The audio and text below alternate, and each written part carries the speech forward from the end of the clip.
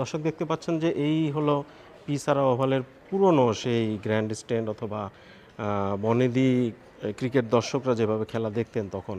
এটা সবচেয়ে পুরনো গ্যালারি বলা যায় এই মাঠের।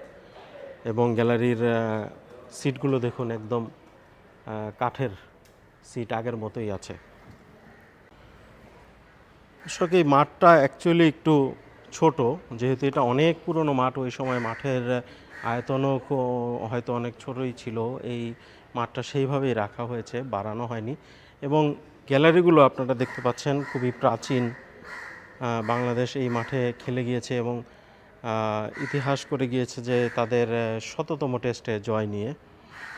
এখান থেকে দেখলেও একটা ভালো লাগা কাজ করে যে অনেক পুরনো একটা মাঠে বাংলাদেশ ক্রিকেট টিম তাদের শততম টেস্টের জয়টা রেখে গিয়েছেন।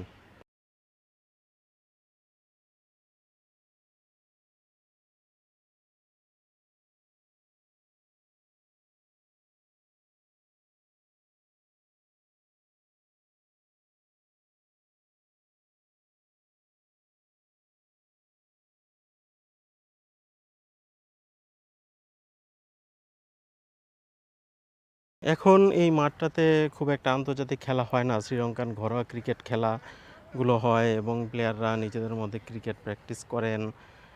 রানিং খেলা যেটা বোঝায় সেটা এখন কলম্বো, এসএসসি এবং গল, ক্যান্ডি, ডাম্বুলাতে চলে গিয়েছে।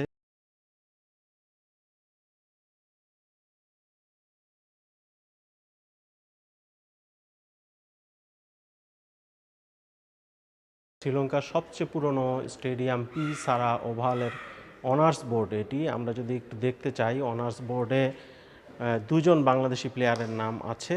সেটা হলো 2007 সালে বাংলাদেশ শ্রীলঙ্কা ম্যাচে মোহাম্মদ আশরাফুল 129 রান, এবং 2017 সালে শ্রীলঙ্কা বাংলাদেশ ম্যাচে সাকিব আল হাসান 116। দুইজন বাংলাদেশি প্লেয়ারের নাম আছে এবং এখানে অনেক গ্রেট ক্রিকেটারদের নাম আপনারা দেখতে পাচ্ছেন। Daryll Cullinan, Aravinda de Silva, Saeed Anwar, Sanath Jayasuriya, Ricky Ponting, Stephen Fleming, Hashan Tillakaratne, সেই সময়ের অনেক,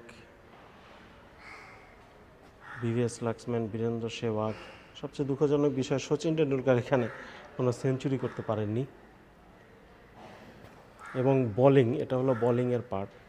এখানে ওয়াসিম আকরামের নাম আছে, শেন ওয়ার্ন, শোয়েব আক্তার, মুফতিয়া মুরলীধরন সবচেয়ে বেশি উইকেট নিয়েছেন এই মাঠে। তার 800 টেস্ট উইকেটের বেশিরভাগ, আমি যদি ভুল না করি, 146টি উইকেট এখানে আছে এই মাঠে, পিসারা ওভাল।